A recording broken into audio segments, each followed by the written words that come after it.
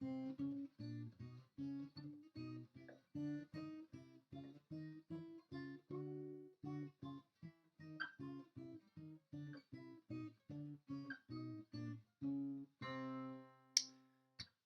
that is an exercise I like to do for just working on finger dexterity, stretching my fingers out, and just building my overall dexterity on the guitar.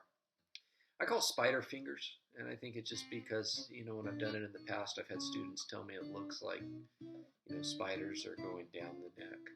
Now, what I'm doing here for this exercise is I start off with, if you could think of it like if you've learned your C chord and you do a C major chord, you make this shape here.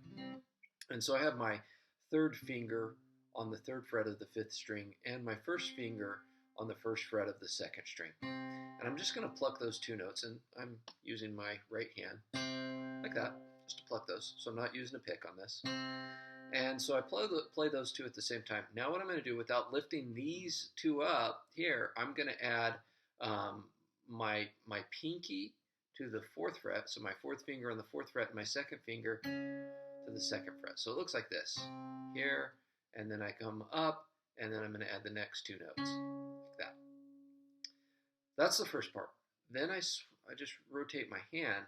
Now the 1 is going to be in that bass note on the fifth string, and this 3 is going to be the third fret on the second string.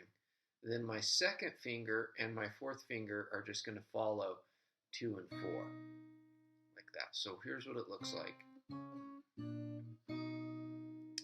Okay, once I've done that, then I come forward. I just scoot down. Instead of starting on the first fret, now I'm on the second fret and the sixth fret, or in the second fret and fourth fret, excuse me. And I just work my way down the guitar neck. Now, if you've never done this exercise before, you'll find that it's difficult to move your fingers, your third and fourth fingers, and to find the right place for them. You might find it stretching your hand a little bit. So it's an excellent exercise for just getting your fingers used to making wider movements.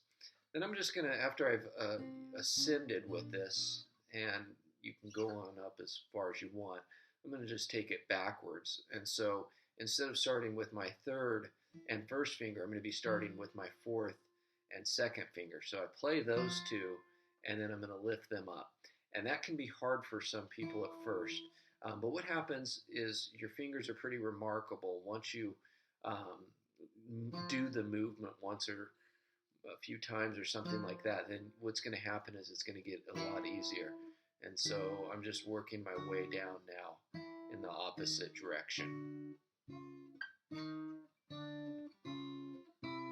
That's spider fingers. If that is easy for you, well then just take it to the sixth string and then the first string, so it's a wider stretch. And in fact, I like to sometimes follow the first way of doing it with this, and so much bigger stretching when you use that first string and your sixth string. So there is spider fingers. Hope that's a helpful exercise.